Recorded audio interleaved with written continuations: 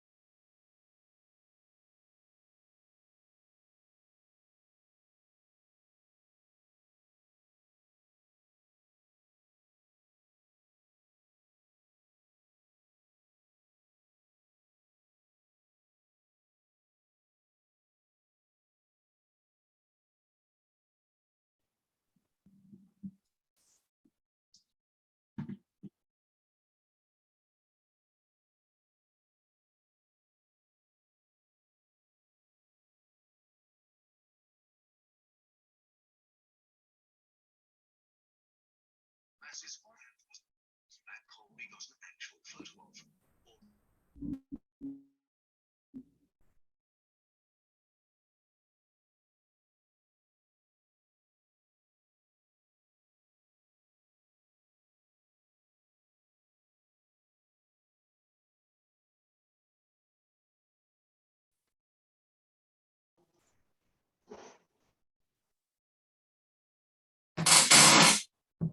Bom dia. Bom dia.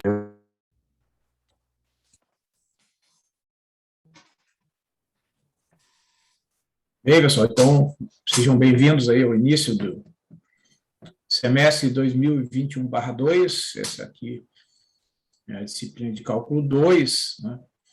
Nós teremos aulas nas terças e sextas-feiras, iniciando então às 11h30 e terminando de acordo com o horário da grade da universidade às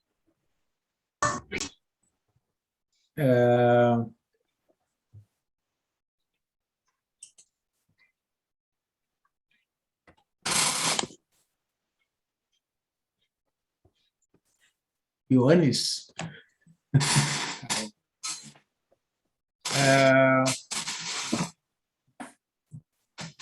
Bem, pessoal, então, assim, vocês, né, já tiveram experiências aí nos semestres anteriores em que nós estamos trabalhando nesse formato de aulas remotas, né, de aulas ministradas através do Zoom, e que nós já estamos trabalhando desde março de 2020, né, já faz 1 ano e meio aproximadamente, que tanto professores quanto alunos têm desenvolvido as suas atividades através desta plataforma, né, e com alguns outros recursos, como Moodle, YouTube e outros aplicativos.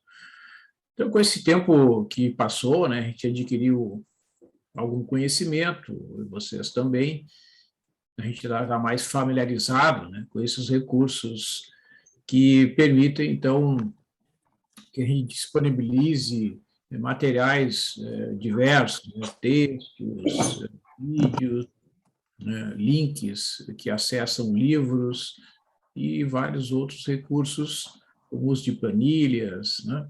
Então, tudo isso acabou gerando, né, muito conhecimento, e essa estrutura que será usada também agora, né, no próximo semestre, aqui em particular no cálculo 2.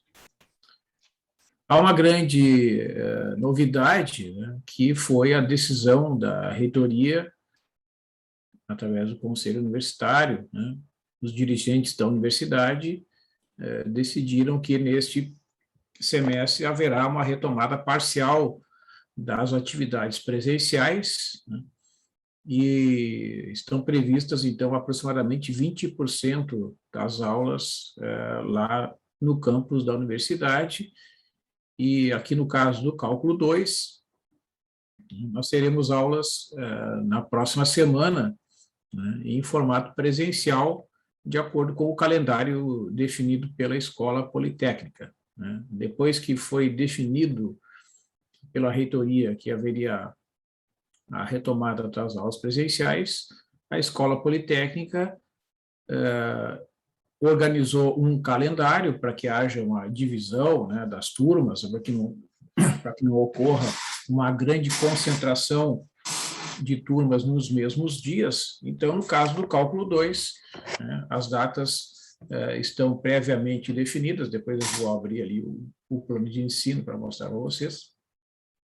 Quem já acessou no Moodle tem ali as datas, né, previstas para as aulas presenciais, né? Então, estas aulas não terão a obrigatoriedade, né? Vocês não são obrigados a comparecer à aula presencial, como seria, por exemplo, no ensino convencional presencial, né, onde a presença é obrigatória, né? Neste caso, a gente vai abrir uma lista de inscrição para aqueles alunos interessados em assistir à aula ali no campo central da PUC, né? E esta lista estará limitada pelo número máximo de alunos que podem assistir à aula presencial, né? E esta limitação é imposta por essas regras de distanciamento, para que não haja, né, muita gente no mesmo ambiente, tá? Então, isso é definido também pela Escola Politécnica, né?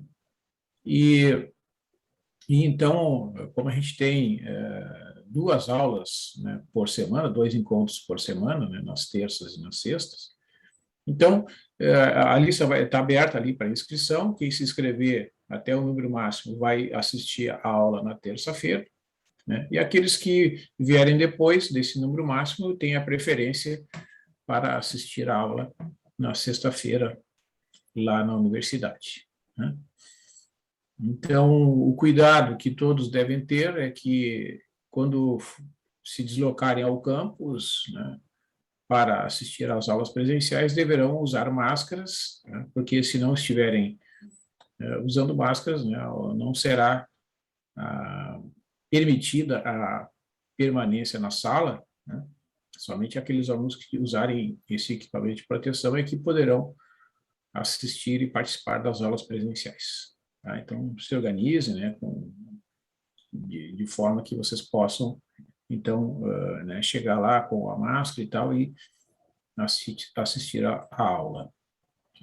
O local, né, o prédio e a sala também estão informados aí no plano de ensino.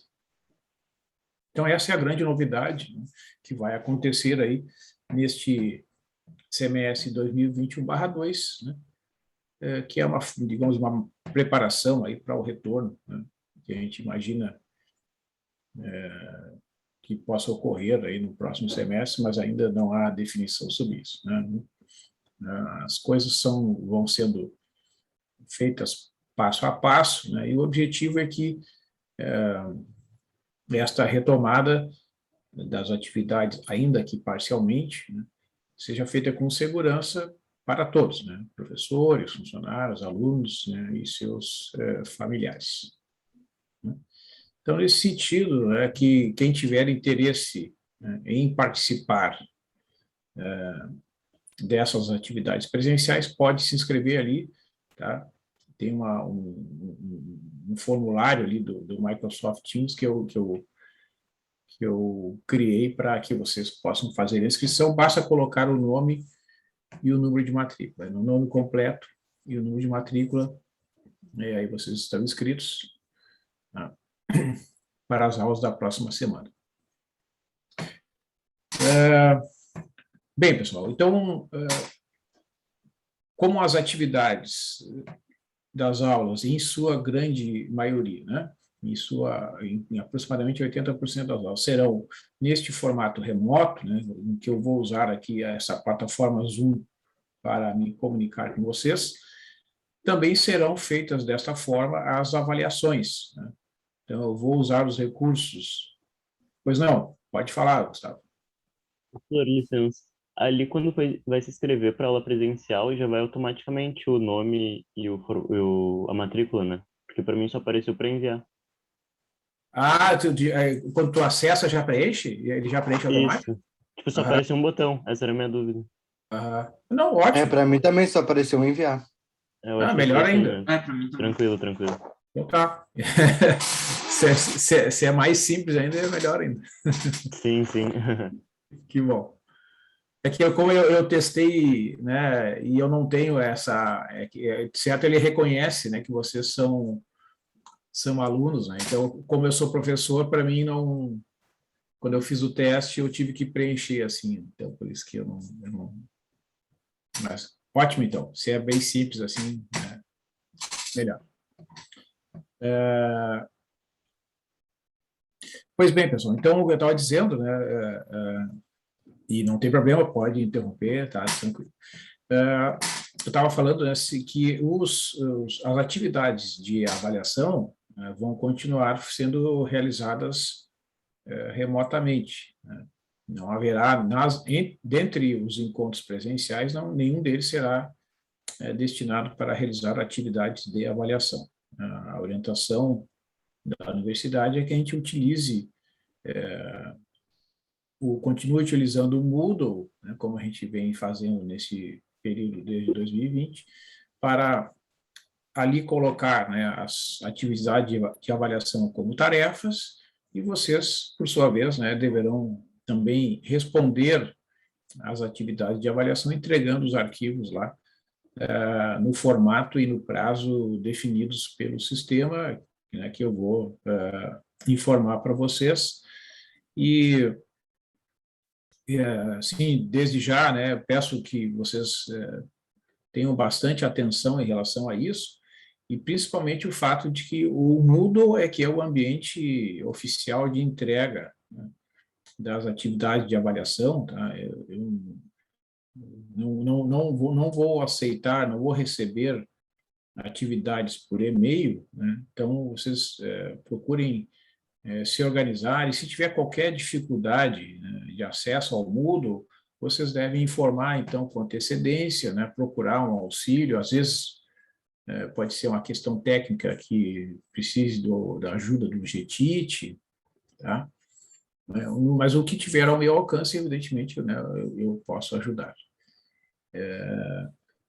Então, assim, a minha orientação em relação às informações é que vocês procurem acessar o Moodle, né, periodicamente, né, 1, 2, 3 vezes por semana, porque quando eu postar algum material novo, quando eu tiver alguma informação, né, vocês poderão acompanhar, né? Eu não, evidentemente que quando for possível, né, eu avisarei vocês, mas às vezes não dá tempo, né? A gente não consegue. Então, o ideal é que vocês procurem manter uma certa regularidade, né, de acesso ao Moodle, e procurem acompanhar, né, as novidades, os materiais que forem sendo disponibilizados, na medida que a gente vai avançando aqui nas aulas, né?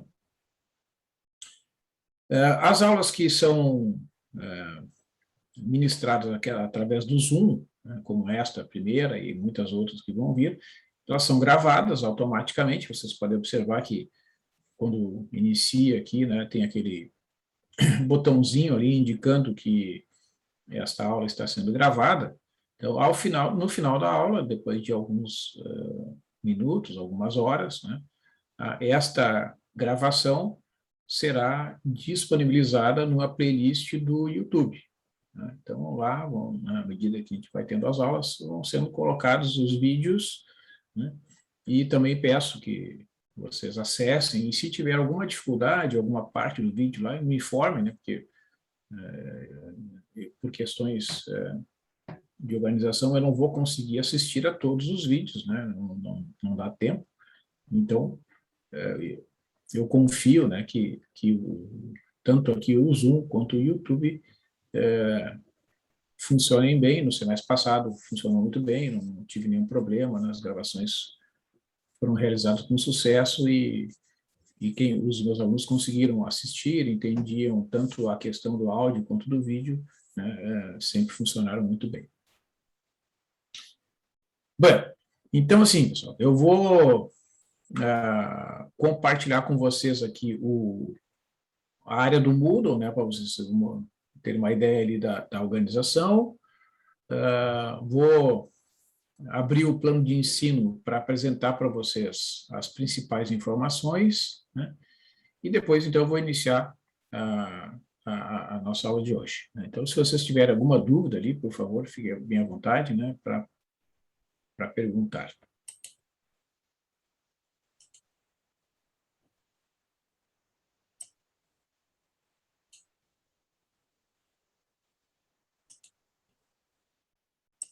Então, aqui, pessoal, está o Moodle aqui da turma.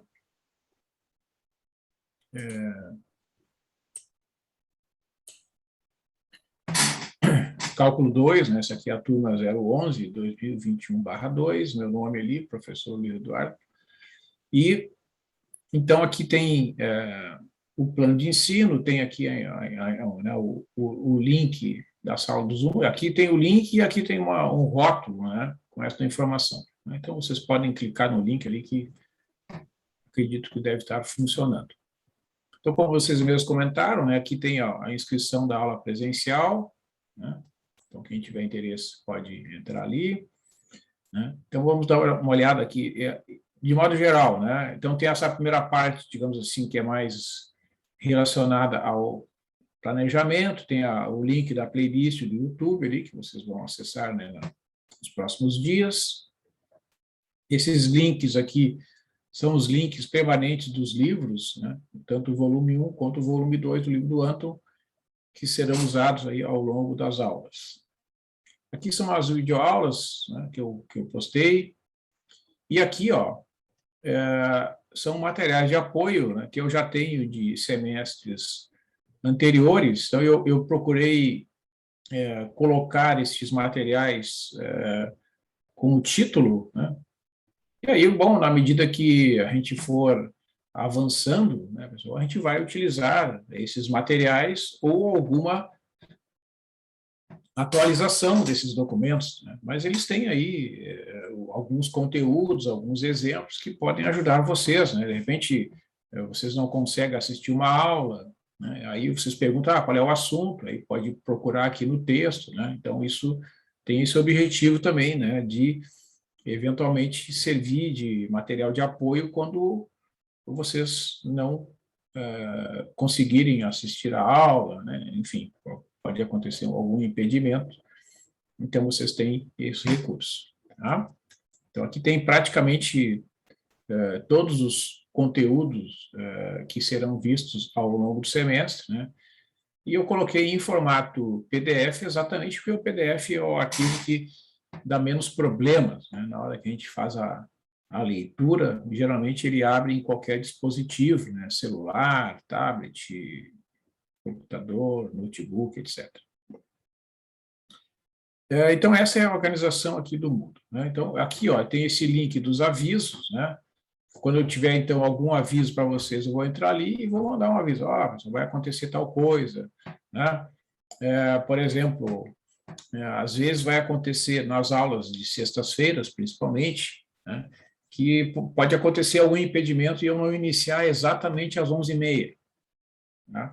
Isso vai acontecer algumas vezes, porque eu participo de uma reunião periódica do Comitê de Ética em Pesquisa da PUC, eu sou membro desse comitê desde 2019, e E as reuniões acontecem às sextas-feiras, iniciando às 10 horas, né? Então, às vezes, elas se estendem, terminam depois das 11h30. Então, se acontecer, né, vocês aguardem alguns minutos que eu vou iniciar a aula um pouquinho além das 11h30, mas eu vou iniciar, tá? Então, vocês fiquem bem tranquilos que isso vai acontecer em algumas sextas-feiras. Na próxima sexta-feira já deverá acontecer isso, tá? Eu acho que eu não vou conseguir iniciar a aula às 11h30. Então, vou iniciar 15 para meio-dia, mas vocês aguardem que eu vou iniciar, tá? Muito bem. Então, aqui, ó, quem quer dar uma olhada aqui no plano de ensino, né, vocês podem clicar ali. Aí o arquivo vai abrir, né, tem as principais informações, né, de organização aqui do semestre 2021/2 de cálculo 2, turma 11. Né? Tem aqui, tem meu nome, tem meu e-mail, né? Tem a ementa da disciplina com os principais tópicos, né? Integrais indefinidas, definidas e impróprias, análise e aplicação das técnicas de integração, que essa, digamos assim, é o complemento, né, do cálculo 1, do que diz respeito à sequência natural do cálculo, né? Historicamente, o cálculo começou com o cálculo diferencial, e que vocês estudaram ali no cálculo 1, né? E no cálculo 2 a gente vê, então, o cálculo integral, e tem um tópico também sobre estudo de sequências e séries, né? Tem aqui os objetivos, então, os conceitos básicos de integrais, sequências e séries. Então, a metodologia, né, se apoia no conceito de metodologias ativas, porque vocês têm que, né, fazer as coisas com independência e autonomia, né? Vocês são muito mais responsáveis, digamos, pelo processo de aprendizagem do que no ensino presencial convencional, porque vocês precisam buscar os materiais, né? Precisam abrir o Moodle, precisam entrar lá no YouTube para assistir uma aula, né? Precisa entrar em algum site da internet para buscar alguma informação complementar, né? Precisa na biblioteca, entrar na biblioteca e abrir o livro. Então, é uma série de coisas que vocês precisam fazer, tem que ter uma estrutura, né, principalmente de acesso à internet, que funcione bem para que as coisas sejam realizadas. Então, aqui, pessoal, esse é o livro que eu vou usar como livro-texto, tá? É um livro do Andon, Cálculo, volume 1. Né? O que significa livro-texto? Livro-texto é o livro que a gente utiliza como referência básica, né? Isso quer dizer que eu vou utilizar massivamente este livro durante as aulas, né? Não só na exposição, né, dos conceitos, das definições, dos conteúdos que estão previstos, mas também na indicação de exercícios, tá? Então, qual é a minha orientação para vocês em relação a isso? Que vocês procurem acompanhar, né, seja no celular, seja no note, as aulas, abrindo o livro, tá? Porque daí vocês vão se familiarizar com a anotação, com a movimentação ali das páginas, que não é tão simples como no livro físico, né? É claro que tem momentos que a internet está funcionando bem, o próprio site da biblioteca, às vezes, está funcionando muito bem e a gente consegue fazer isso de maneira rápida. Mas tem dias, eu tenho utilizado bastante esse recurso, então tem dias, às vezes, o site da biblioteca não está tão bom, porque, ele, na verdade, ele se conecta com um serviço, né, que é a minha biblioteca, no caso do livro do Anto. Então, às vezes, fica um pouco mais lento, mas funciona, né? Então, a gente enxerga o livro, né, e vai vendo, tem um recurso lá de localizar o tópico, né, o conteúdo que a gente está querendo ver naquele momento. A gente bota lá, por exemplo, localizar integral indefinida, né? Daí ele direciona para várias páginas e a gente seleciona aquela página em que nós temos interesse. Então, tudo isso é preciso ter um aprendizado, né? E esse aprendizado é adquirido com a utilização constante desse recurso, né? Então, eu peço que vocês acompanhem as aulas, né, também utilizando esse acesso ao livro. O que é necessário, né, pessoal? Vou mostrar para vocês aqui. Quando vocês entram no site da biblioteca, né, vocês vão colocar o livro, ou então o link permanente, aquele ali que consta no plano de ensino, né,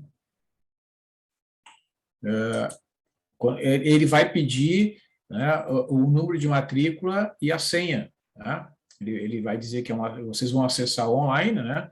Ele vai pedir o número de matrícula de vocês e a senha, que corresponde aos 4 últimos algarismos ali da carteira de identidade de vocês. Aí vocês acessam o livro, né? Ele vai ter esse aspecto aqui, ó.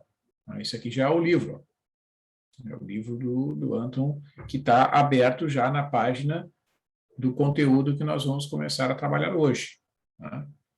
Então, ele tem essa aparência aqui, ó, na parte inferior, aqui à direita, ó, aparece o número da página, né? Então, quando vocês querem mudar de uma página para outra, se vocês já sabem qual é a próxima página, vocês podem botar um número, né? Então, aqui está na página 232, de um total de 660. Né? Aqui, por exemplo, tem o sumário, né, onde aparecem os principais títulos, ó, os principais capítulos, né, do livro. Né? Se vocês clicarem ali de novo, né, ele volta para aquele formato onde aparece o título, assim, destacando ali aproximação, linear local, diferenciais, né? E aqui, assim, tem uma barrinha de rolar o texto, né, dentro da mesma página. Você veja que a apresentação é muito boa do livro, ó, né? E depois, quando a gente quer trocar de uma página para outra, é só clicar aqui nessa setinha, ele vai para a página seguinte, ou ele retorna para a página anterior aqui.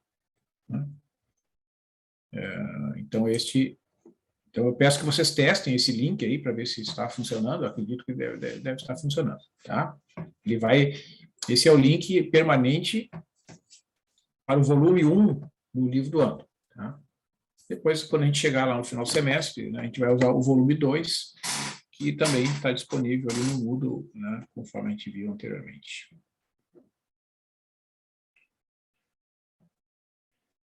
Então, né, nós vamos usar o Moodle como a plataforma de registro de todas as atividades, textos, né, links, avisos, acesso às avaliações, entrega das avaliações como tarefas, né?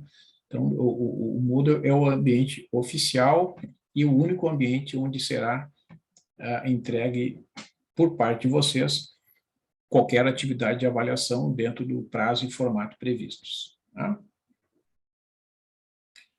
Então, a gente vai usar o Zoom, né, nossas atividades síncronas, como as de hoje. Tá? Tem aqui os livros, né, que eu vou utilizar, os exercícios indicados do livro também, como sugestão para a aprendizagem e autoavaliação de vocês. Né? No final do livro, vocês encontram as respostas dos exercícios, então vocês poderão fazer uma verificação, né, de que os cálculos que vocês estão fazendo estão corretos. Tá? Aqui está o link também do Zoom, de novo, né, no plano de ensino.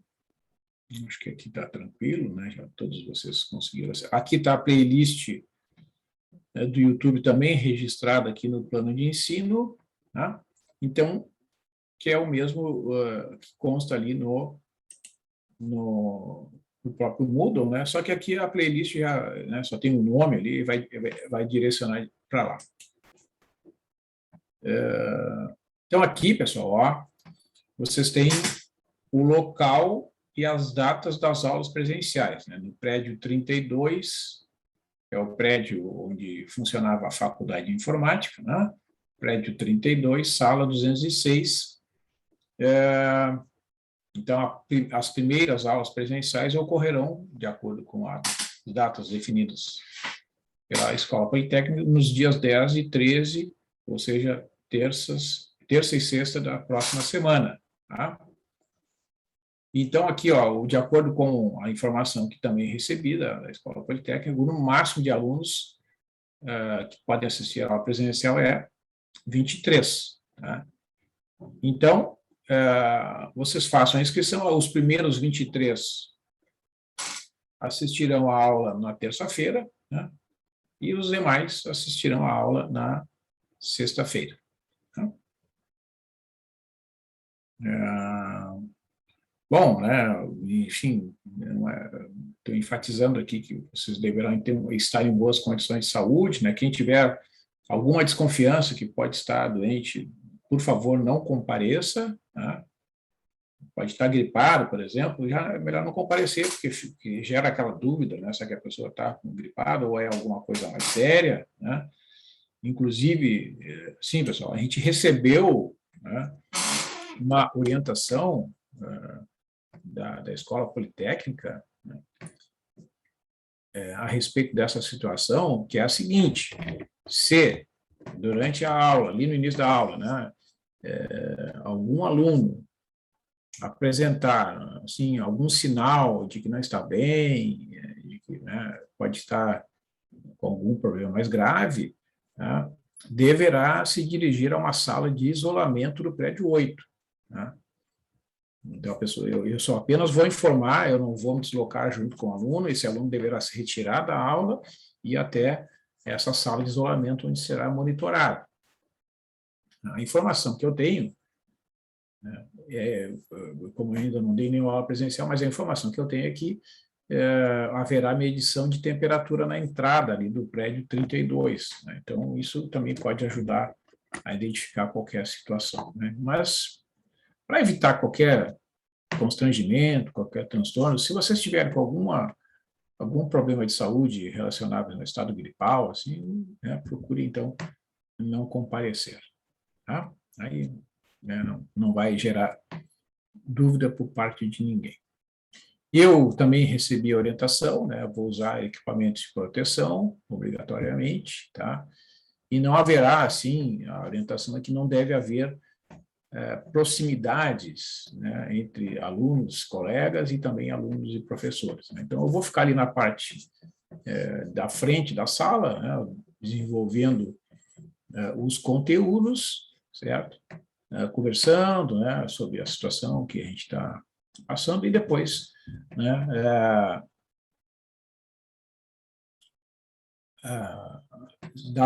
dando sequência à aula. Tá? Muito bem. Então, estão todas as datas ali, né, pessoal? Depois a gente faz uma avaliação, né, de como é que funcionou ali, tanto a lista de inscrição quanto a própria aulas. Depois, em setembro, tem de novo, de 14, 17, em outubro, 19, 22, e assim sucessivamente. Bom, então, um assunto que, desculpe, interessa a todos, né, evidentemente, que é o sistema de avaliação previsto aqui para esta turma de cálculo 2. Tá? Então, eu pensei sobre a questão da avaliação, sobre a questão das datas, sobre a questão da distribuição dessas atividades, né, a orientação de que devem ser realizadas em formato online. Então, eu defini, conversando com os colegas, trocando algumas ideias, que professores, colegas que têm também cálculo 2, então eu defini que são previstas e serão realizadas 5 atividades de avaliação, que eu vou chamar de A1, A2, A3, A4 e A5. Tá? E no cálculo do grau G1, que eu chamei de composição do grau G1, eu vou usar a fórmula que descarta a nota mais baixa dentre aquelas atividades realizadas. Então, eu vou pegar a soma das 4 maiores notas e vou dividir por 4. Então, de acordo com as regras constantes na universidade, né, aqueles que tiverem o grau G1 maior ou igual a 7 estarão aprovados, né? Porque emergencialmente a gente não está fazendo a chamada. Né? Então, assim, para ficar bem claro, né, 5 atividades de avaliação, tá? A1, A2, A3, A4, A5. Lá no final do semestre, então, vou somar as 4 maiores notas e vou dividir por 4. Né? Então, como vocês sabem que a média é maior ou igual a 7, né, para ser aprovado no grau G1, ou seja, vocês têm que ter 4 notas que totalizam pelo menos 28 pontos. Né? 28 dividido por 4 dá 7. Então, se tiverem 28 pontos, já estarão aprovados, independentemente do número de atividades. Né? Então, se tiver, por exemplo, 7 na primeira, na segunda, na terceira e na quarta atividade, né, vai somar 28, por exemplo, né, terá grau G1 pelo menos igual a 7. Se, por outro lado, né, vocês não conseguirem esses 28 pontos nessas 5 atividades de avaliação, né, e o grau G1 resultante da fórmula, vamos supor que seja 5, né, aí vocês têm que fazer o G2, que é uma prova com todo o conteúdo do semestre, né, uma prova única, que vocês terão que realizar individualmente, e aí, então, para aprovação no G2, o grau final, que é a média aritmética simples do G1 mais G2 sobre 2, né, tem que ser maior ou igual a 5. Né? Das demais situações, o aluno está reprovado. Né? Então, acho que está bem claro. Não sei se alguém tem alguma pergunta sobre esse item aqui, pessoal, que é bastante importante, que fique bem claro.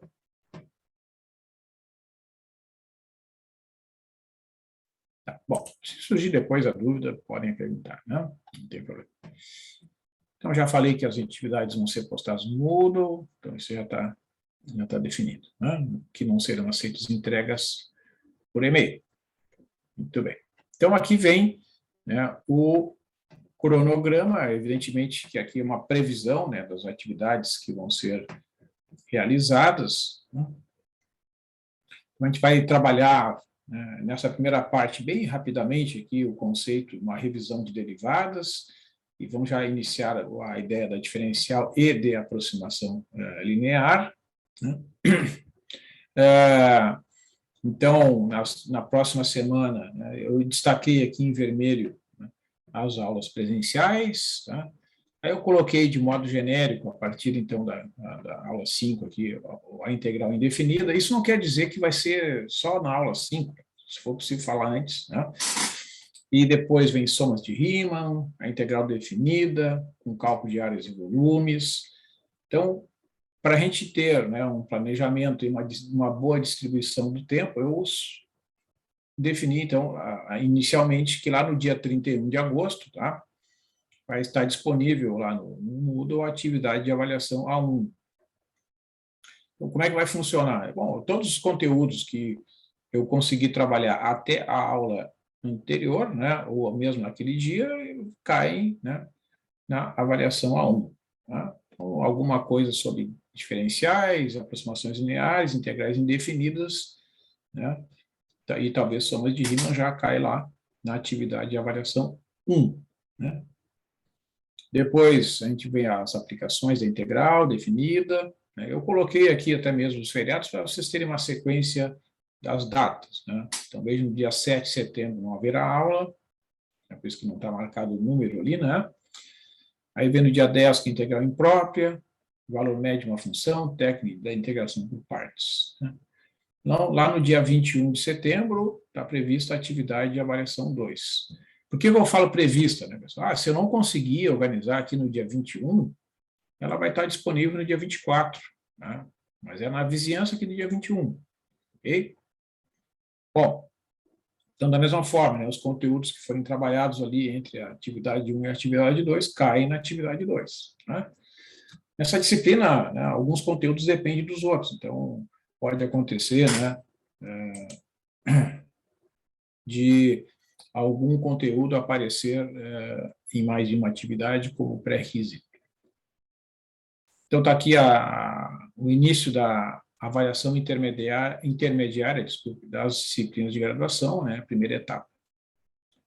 A integração de funções racionais, produtos e potências de funções trigonométricas. Então, lá no início do mês de outubro, lá pelo dia 8, então, a atividade de avaliação 3. Tá? Isso aqui, dia 8 é uma sexta-feira. Dia 12, que é terça-feira, não haverá aula, é feriado nacional. Dia 15, que é dia do professor, haverá aula, tá, pessoal? Haverá aula no dia 15 de outubro. Porque o feriado, dia do professor, ele foi antecipado para o dia 11, né, que não haverá aulas no dia 11 de outubro. Então, dia 15, exercício sobre integração, depois vem sequências de séries numéricas, né, estudo de séries convergentes e divergentes, testes de convergência, e lá no final do mês de outubro, então, a atividade de avaliação A4 está prevista. Vem a parte final sobre série de potências e aplicações da série de potências. No dia 19 de novembro, está prevista a atividade de avaliação A5, né, onde vocês também terão início da etapa 2 das avaliações intermediárias da disciplina de graduação, né, e as últimas aulas presenciais, lá na penúltima semana de novembro, né. Então, assim, por que eu coloquei desta forma aqui, né, pessoal? Como disse para vocês, isso aqui é um planejamento inicial que pode ter, né, pequenas variações, mas não muitas, né. Dia 19 de novembro, né, está prevista inicialmente, né, a atividade de avaliação assim. Então, se eu conseguir cumprir, né, com todos esses planejamentos até o dia 19 de novembro, né, então aqui a última atividade eu vou ter tempo de corrigir com bastante calma, calcular as médias, né, fazer uma análise dos resultados, tá, e preparar para o G2, né, certo? Então, vocês observem que não tem nenhuma atividade de avaliação depois da atividade A5. Então, se eu achar conveniente, não, eu vou aplicar essa atividade no dia 23, ou no dia 29, ou no dia 30, tá? Eu vou informar vocês, né? E vai ser alterada essa data. Tá? Então, isso aqui é apenas uma previsão, né? Não é, mas como a gente tem, né, possibilidade de se comunicar, aqui vai ser informado com antecedência. Né? Então, aqui os livros que constam nas referências bibliográficas, o livro do Anton, que eu vou usar como livro-texto, é o primeiro, tem os 2 volumes aqui, já passei para vocês os links, né? E os livros das referências bibliográficas complementares. Tá? Então, é importante aqui, pessoal, destacar isso, né, que eu recomendo, né, e considero como uma etapa muito importante do processo de aprendizagem que vocês estudem pelo livro, né? Vocês manuseiem um livro, se puder, um livro físico, se tiver acesso em casa, de repente tem algum familiar, algum colega, algum amigo que empreste o livro, né, ou que, se tiver a oportunidade, vão na biblioteca, lá na central da PUC, e retirem o livro, né, porque o livro ele é um instrumento de aprendizagem que ele vai fazer com que vocês aprendam a aprender, né? Vocês vão se familiarizar com a anotação, vocês vão se familiarizar com o linguajar do autor do livro, né?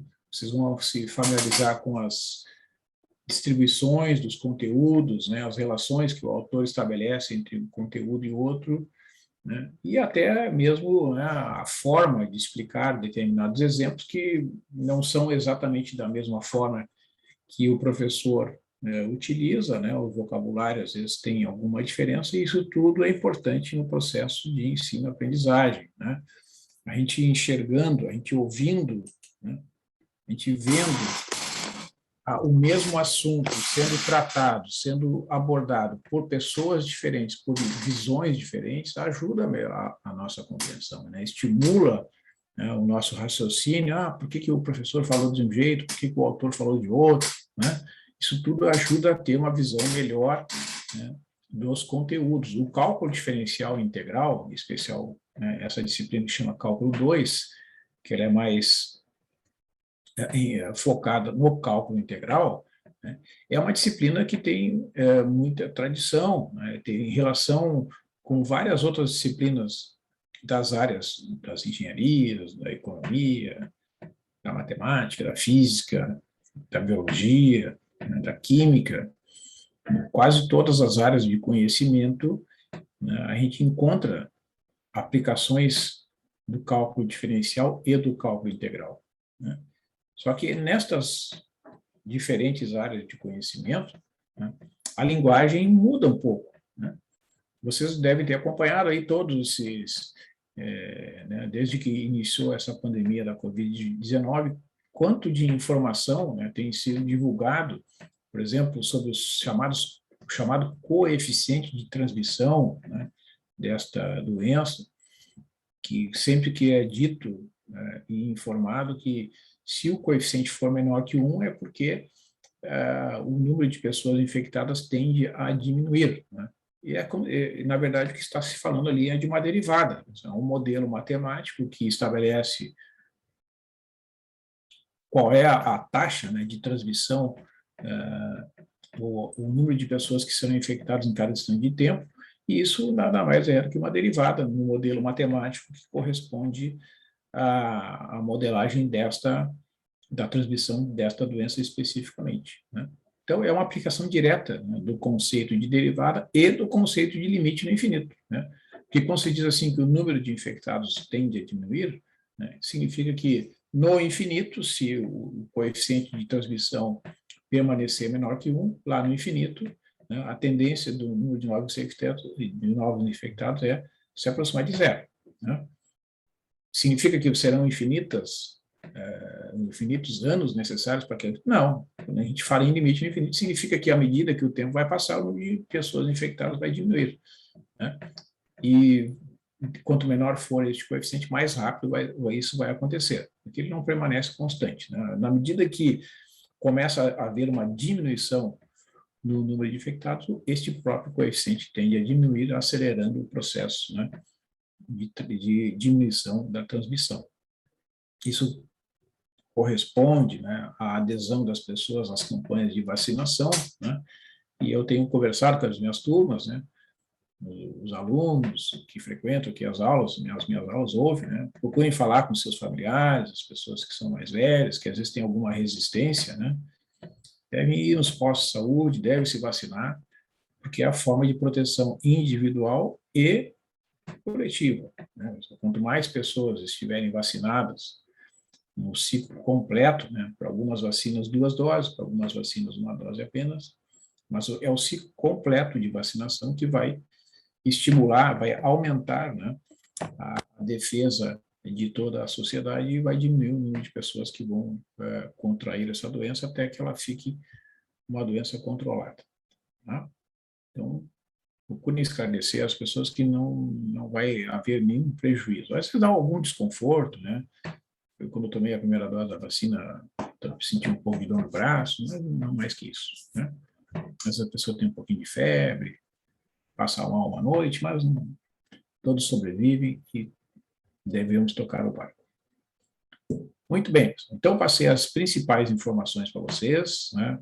Mas não se preocupe, se tiver alguma dúvida, podem perguntar hoje ou nas próximas aulas. Então, eu vou iniciar a aula de hoje falando sobre o primeiro tópico aqui, que é a aproximação linear local e o cálculo da diferencial. Tá? Então, quem quiser acompanhar pelo livro, que eu recomendo que vocês façam isso, né? Está aqui o livro, está ali aberto, né? Vocês abram lá o livro do Anton, né, e vão na página 232 aqui, ó. Bom, então, né, lembrando, né, que a derivada, né, ou a diferencial de uma função são quantidades que são vistas lá no cálculo 1, né, e a derivada é uma regra, né, que estabelece uma relação entre a função e uma quantidade que corresponde geometricamente à inclinação da reta tangente a uma curva em cada ponto, né? E é calculada por um processo de limite e tem aquelas regras todas de derivação que a gente já conhece, né? Então, a partir do cálculo da derivada, né, a gente define a chamada aproximação linear local desta função, que é dada por esta reta tangente. A reta tangente é uma curva, uma curva f num ponto x0, é dado por essa equação aqui, ó, y igual a f de x0 mais a derivada calculada no ponto x0 vezes x menos x0. Né? Então, esta quantidade que aparece aqui do lado direito, né, vocês vejam que ela define uma aproximação da função que é chamada de aproximação linear local desta função no ponto x0. Tá? Então, vejam que aqui, ó, a diferença é que aqui existe um sinal de igualdade, né, porque isso aqui é a definição da equação da reta tangente, e aqui está dizendo que a função f ela é bem aproximada pelo valor, esse é o significado desses dois símbolos, desses dois tios aqui, né, Então, f de x é aproximadamente igual a f de x0 mais a derivada da f calculada no ponto x0 vezes x menos x0. Esse x deve ser um ponto próximo ao ponto x0, né? O ponto x0 é um ponto fixo, um ponto conhecido, né? Enquanto o x é um valor próximo a x0. Esse, a gente diz que o x pertence a uma vizinhança do ponto x0 e é um valor desconhecido, é um valor variável, tá? Dentro ali de um intervalo de pontos que, como a gente diz, estão próximos do ponto x0. Tá? Então, sempre que eu quiser calcular uma aproximação linear local, eu tenho que usar esta equação aqui destacada em azul, né, que é a equação 1. Tá? F de x é aproximadamente igual a f de x0 mais a derivada em x0 multiplicado por x menos x0. Tá?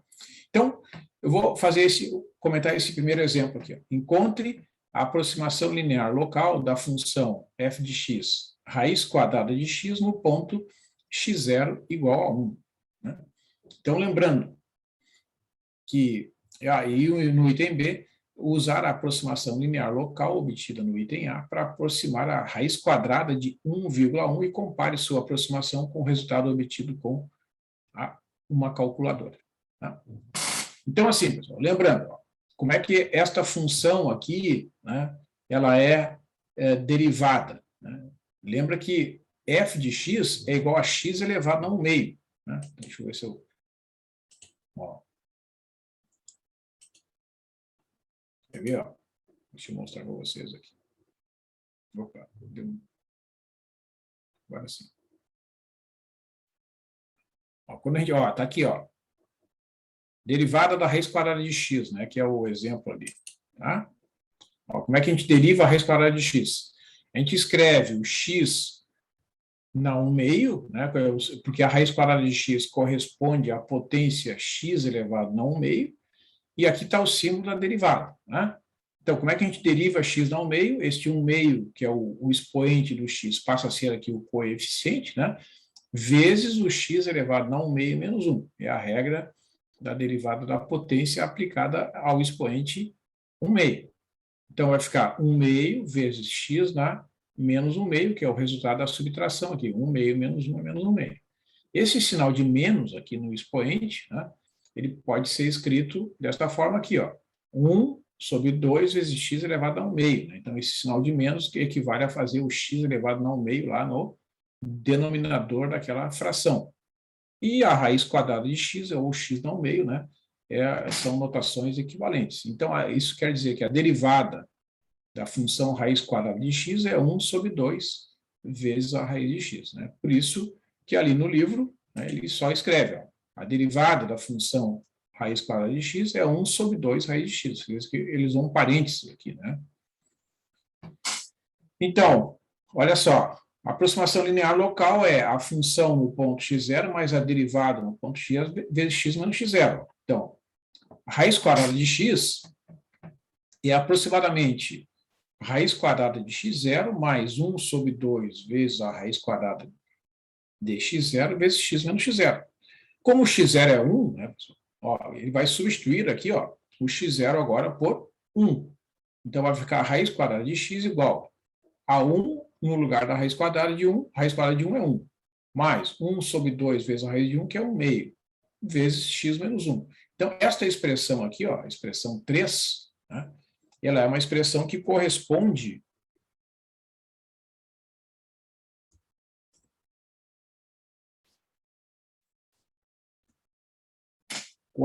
então, esta expressão aqui, à chamada aproximação linear local desta função raiz quadrada no ponto x0 igual a 1. Né? O que ela representa aqui no gráfico? Ó? Esta expressão que aparece aqui do lado direito é exatamente a equação dessa reta. Ó. Y igual a 1 mais 1 meio vezes x menos 1 é a equação dessa reta, que é a equação da reta tangente à raiz quadrada no ponto em que o x é igual a 1. Por isso que ele destacou aquela bolinha ali. Ó. Né? Então, exatamente no ponto em que o x é 1 e o y é 1, a reta y igual a 1 mais 1 meio vezes x menos 1, ela é tangente ao gráfico da raiz quadrada de x. Então, o que isso significa? Se eu olhar aqui, ó, nos pontos, no eixo X, aqui bem pertinho de 1, né, um pouquinho menor que 1, lá, o 0,99, 1,01, um pouquinho maior que 1, 1,02, a gente vê que esses pontos que estão perto de 1 aqui, né, o gráfico da reta ele é bem próximo ao gráfico da função raiz quadrada. Então, os valores obtidos pela equação da reta tangente vão ser bem próximos dos valores da raiz quadrada nestes pontos que estão perto do ponto x0 igual a 1. Evidentemente que se vocês olharem aqui, ó, no x igual a 4, a curva representada pela função raiz quadrada, ela já é bem distante da reta, né? Porque quando o ponto se afasta do ponto 1, a reta tangente não precisa mais estar próxima da função, né? Então, numa pequena vizinhança aqui do ponto 1, a gente percebe que a reta tangente e a curva são praticamente iguais. Tá? Então, é nesse sentido, né, que o autor fala que a reta tangente é uma aproximação linear local da função. Então, se eu substituir o x igual a 1,1 aqui nesta equação, ó, vamos fazer aqui o uso da calculadora, a gente conferir o cálculo do autor ali. Ó, eu vou substituir o x igual a 1,1 aqui nesta equação. Ó. Vai ficar 1 mais 0,5, né, vezes 1,1 menos 1. Ó, dá 1,05. Isso significa que a raiz quadrada de 1,1 é aproximadamente igual a 1,05 de acordo com a aproximação linear local. Se vocês pegarem uma calculadora como essa aqui, por exemplo, ó, então, vou botar lá, 1,1. Se eu simplesmente pressionar no símbolo da raiz quadrada, ó, o resultado será 1,0488. Né?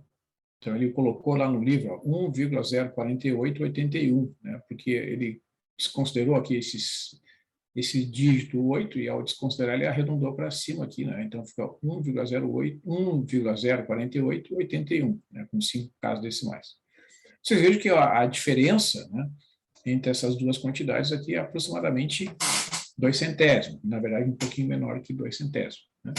Então, digamos assim, está dentro daquele conceito, né, que foi dito ali. Ó, o valor obtido por esta expressão aqui que aparece do lado direito é uma aproximação da raiz quadrada no ponto 1,1. Tá? É nesse sentido que a gente diz, né, que esta aqui é uma aproximação linear local. Tá, pessoal? A ideia deste conceito é que, bom, o autor definiu, né, que o ponto de aproximação é o ponto 1. Isso aqui sempre é uma informação que a gente conhece. No ponto 1, a gente sabe o valor da raiz quadrada, que a raiz quadrada de 1 é 1. Né? Então, a gente não precisa nem de calculadora para calcular a raiz quadrada de 1, certo? Porque o que representa a raiz quadrada de 1? É o número positivo que é elevado ao quadrado igual a 1. E este número é o próprio 1, né? 1 ao quadrado é igual a 1. Então, no caso da calculadora, eu preciso utilizá-la quando eu tenho que calcular a raiz quadrada de um número que não é um número que tem raiz inteira, ou raiz diretamente obtida por um raciocínio semelhante ao que eu fiz agora. Né? Então, o que a gente faz? Como técnica de aproximação, a primeira, que é a mais simples, usa-se a aproximação linear local. Então, o que o autor quer mostrar aqui para vocês, né, e o que a gente quer mostrar aqui para vocês, é que estes valores aqui são uma primeira aproximação de como é que a calculadora efetua o cálculo da raiz quadrada. Por que não deu exatamente, né, aquele 1,048 lá da calculadora?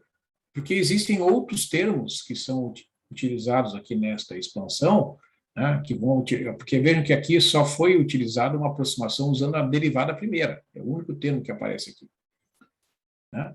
E por isso que o termo chama-se aproximação linear local. Né? E dá para ver graficamente, ó, aqui a curva, né, representada pela essa cor azul aqui, esse aqui é o gráfico da raiz quadrada de x. E aqui a equação da reta, que é y igual a 1 mais 1 meio vezes x menos 1, que é a equação da reta tangente. Né? Então, o que o gráfico mostra é que a equação da reta tangente propicia uma boa aproximação da curva em pontos próximos ao ponto de tangência, que é o ponto x0 igual a 1. Né? E à medida que esses pontos vão se afastando, né, tanto para lá quanto para cá, aí a aproximação vai piorando. Tá?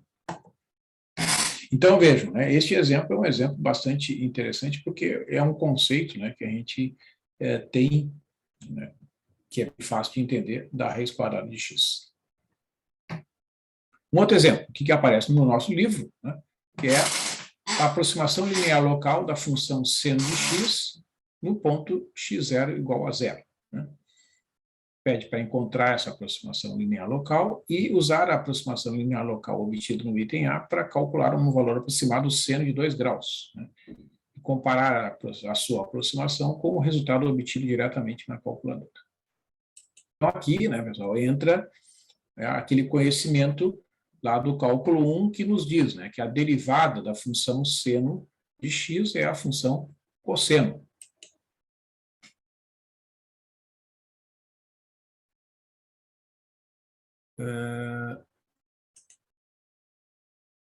Deixa eu voltar aqui.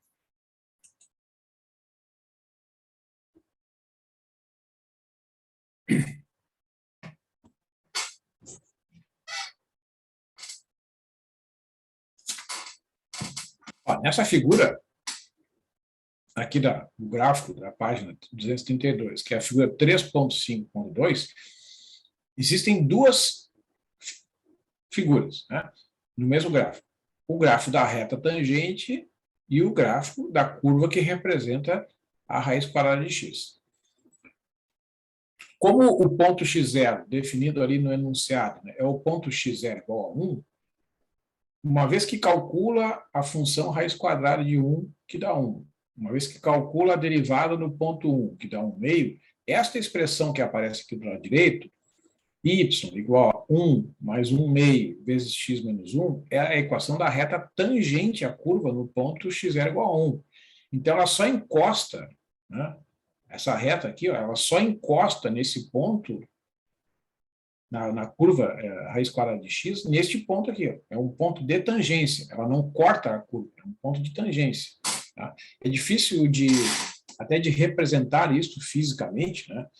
Teoricamente, é bem possível, né, da gente entender, porque o ponto de tangência é um ponto de limite, né? Um ponto, é o limite das retas secantes à curva à medida que o acréscimo tende a zero. Tá? Então, tu imagina assim, tem a função raiz quadrada de x aqui, que é o gráfico de cor azul, tá? E essa reta. Quando esses dois gráficos são desenhados no mesmo sistema de coordenadas x e y, né, eles vão se tocar apenas naquele ponto que é aquela bolinha ali. Tá? É claro que devido às limitações, né, da própria impressão, dá, às vezes, a ilusão, né, de que a reta acompanha a curva em mais pontos, mas não. Tá?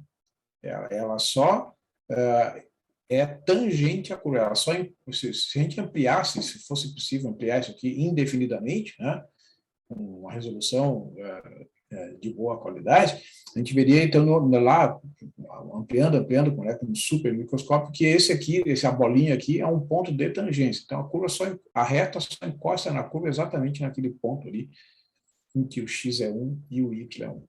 Tá? Esse é o sentido desta figura, e o próprio cálculo está mostrando, né? Quando tu calcula no ponto 1,1, por exemplo, a raiz quadrada de 1,1 é aproximadamente 1,05. O que é esse 1,05? É o valor do y lá na reta tangente. Então, se tu imagina que o 1,1 está bem pertinho do 1 ali, né?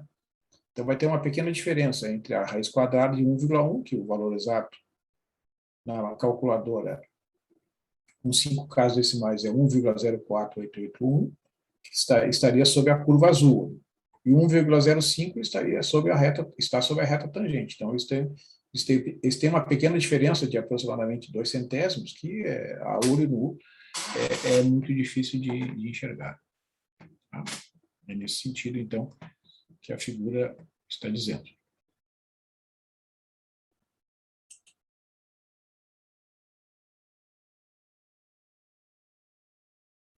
Então, indo para o exemplo 2, né?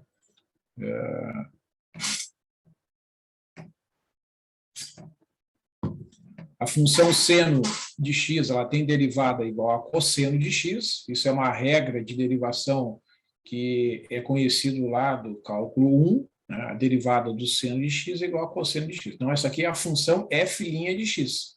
Sempre que a gente vai calcular a aproximação linear local, a gente tem que calcular a derivada da função. Né? Então, a gente vai substituir ali, vai ficar seno de x aproximadamente igual ao seno de x0, que é a função, né? Calculada no ponto x0, mais a derivada calculada no ponto x0, vezes x menos x0. Tá?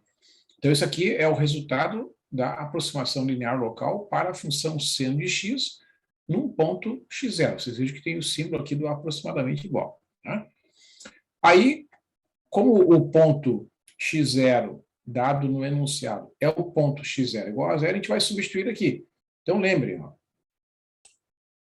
se vocês forem usar uma calculadora, isso aqui é muito importante. Na calculadora, vocês têm 3 modos, né, de definição do ângulo. Para o cálculo com funções trigonométricas, nestas aplicações aqui, em qualquer outra, realizada aqui no cálculo 2, vocês deverão configurar a máquina para o cálculo em radianos. Tá? Então, por exemplo, tá ali, ó, configurou para radianos. Vocês vejam que eu coloquei a bolinha ali, ó, na palavra radianos. Aí você coloca lá o 0, né? Tá, 0 radianos. Aí tu aperta na tecla do seno. No caso, a calculadora aqui está escrito em inglês, né? SIN. Aperta ali e dá 0. Seno de 0 é 0, que é o valor que aparece aqui. 0. O cosseno de 0, ó, entra lá com o 0, o cosseno de 0 é 1. Tá? Então, vai ficar 0 mais 1 vezes x menos 0, que vai dar x. Né? Então, significa que o valor aproximado do seno de x na vizinhança do zero é o próprio x. Tá? Então, vocês cuidem que o enunciado, né, do item B pede para calcular o seno, né, de 2 graus usando essa aproximação aqui. Mas, como eu disse para vocês, no cálculo dessas aproximações, o x tem que ser calculado em radianos. Né? Vocês observem que, para fazer a conversão, eu vou abrir aqui, ó, deixa eu mostrar aqui para vocês como é que a gente faz esses cálculos.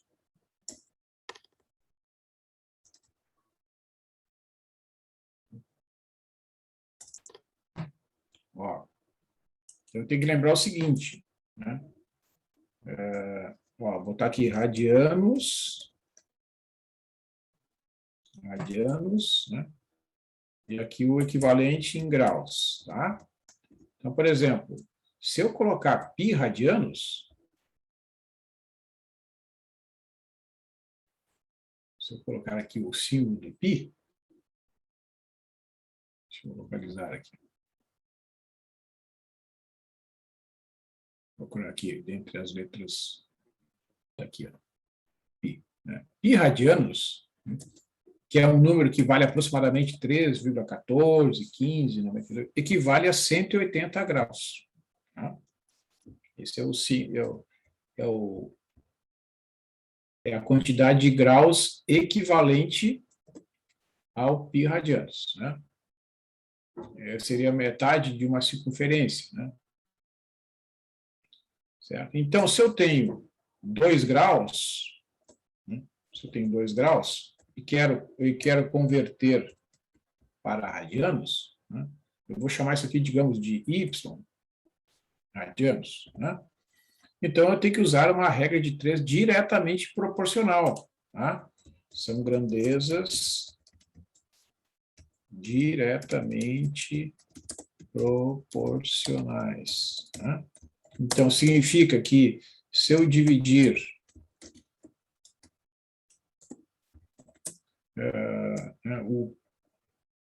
o y dividido pelo π,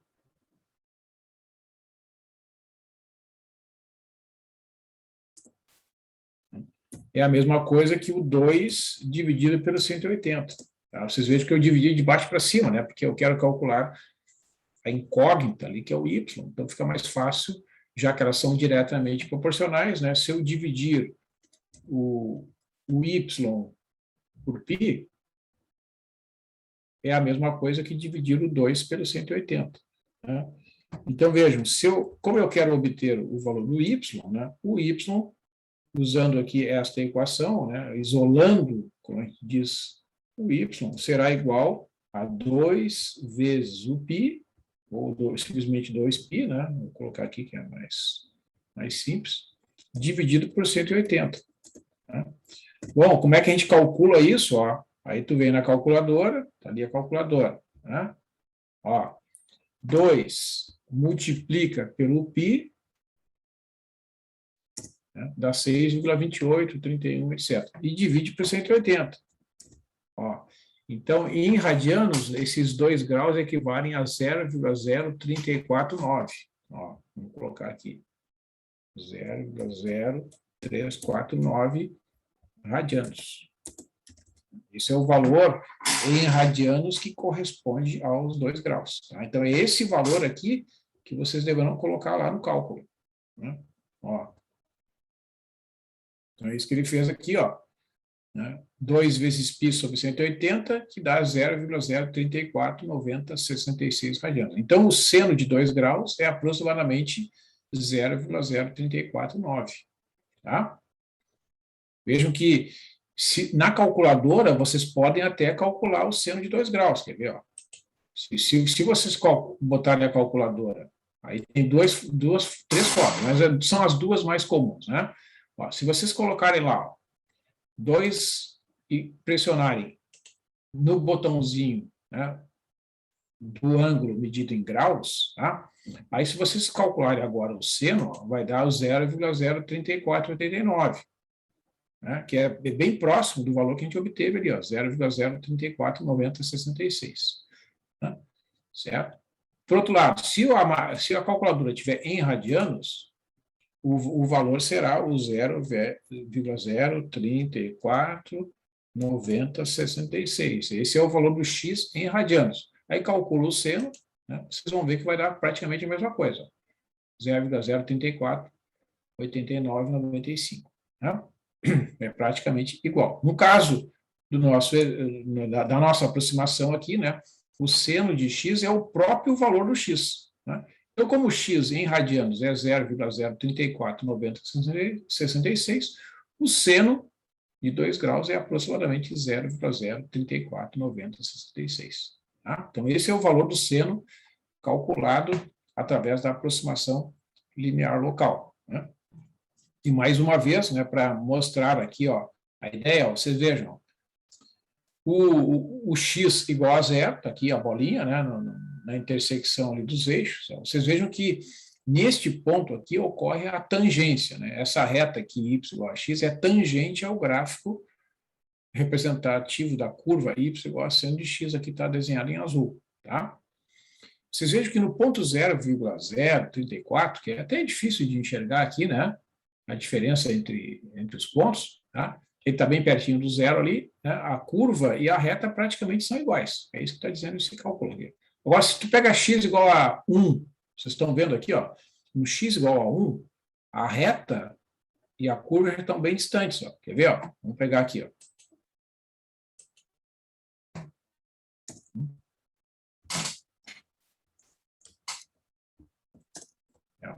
Conforme, né, o cálculo realizado ali, o seno de x é aproximadamente igual a x, né? Numa vizinhança do zero. Ó.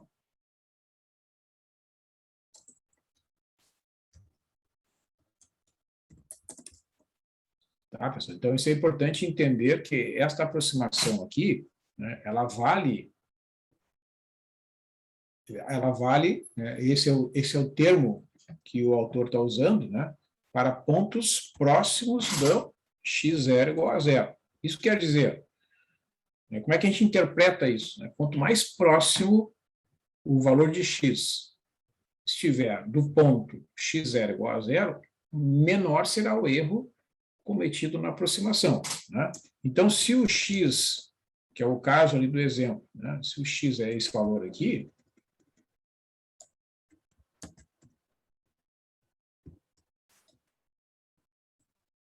se o x é 0,03, né? Então, o que diz esse resultado? Né?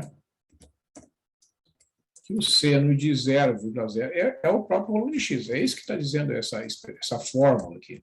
Né? Esse ponto, 0,034, 9, né, eu posso interpretar que é um ponto próximo de x0 igual a zero. Então, eu posso dizer que, neste caso aqui, esta aqui é uma boa aproximação, né, do seno de 0,0349. Né? 0,0349 tem o seno igual a praticamente ele mesmo. Tá? Agora, por outro lado, se eu pegar, por exemplo, x igual a 1, vamos imaginar que o x fosse igual a 1. Que, lembra que eu estou usando o x em radianos, né? X igual a 1. A gente não precisa escrever o radiano, tá? Porque quando a gente escreve assim, fica implícito que o x está em radiano. Então, se eu usar esta aproximação aqui, ó, vamos pegar aqui o x igual a 1, o que vai dar? Seno de 1, né? É aproximadamente o próprio 1. Bom, é isso que está dizendo este resultado aqui. Quando eu calculo por esta fórmula, o seno de x é o próprio valor de x, que é uma aproximação ruim.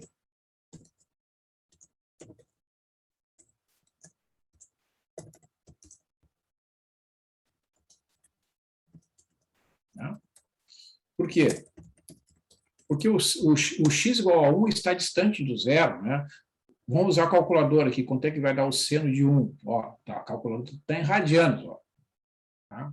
Se eu colocar aqui, ó, 1 e calcular o seno de 1, olha só, dá 0,84. Então, o seno de 1, na verdade, é 0,84. Então, é um erro aqui de 16%. Né? Então, é um erro muito grande.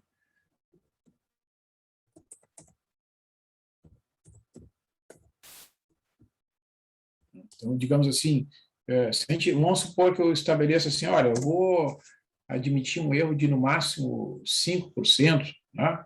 Já é um erro que, em alguns problemas, é um erro muito grande. Né? Aqui, o erro, a diferença, na verdade, é em torno de 16%. Né?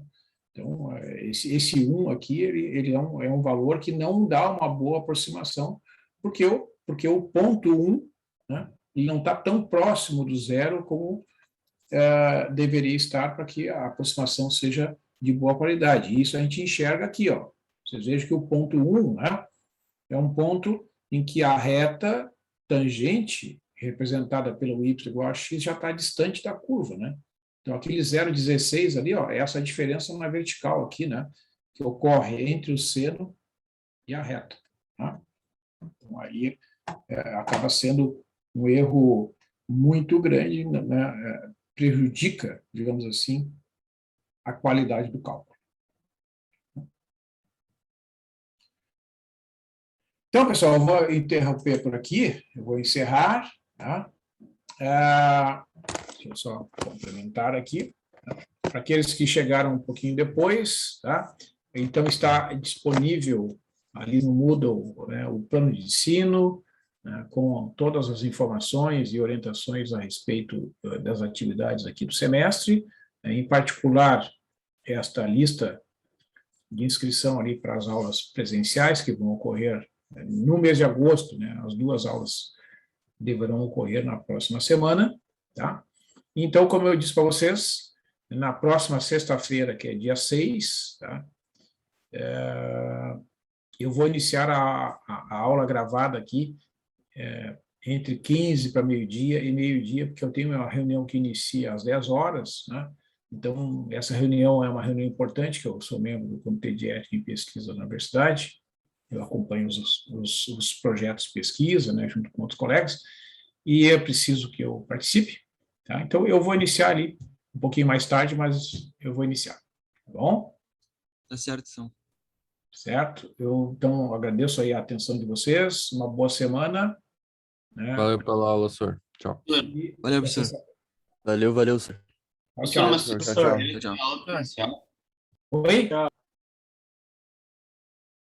Não, eu tava dizendo que se sexta-feira não é aula presencial que tu falou, na próxima. Não, na semana que vem, né? Nessa semana as aulas são online, e na semana que vem, na terça e na sexta, que tem aula presencial. Certo. Abraço Bom? aí. Se quiser. Falou, tchau. Tchau, senhor. Boa semana.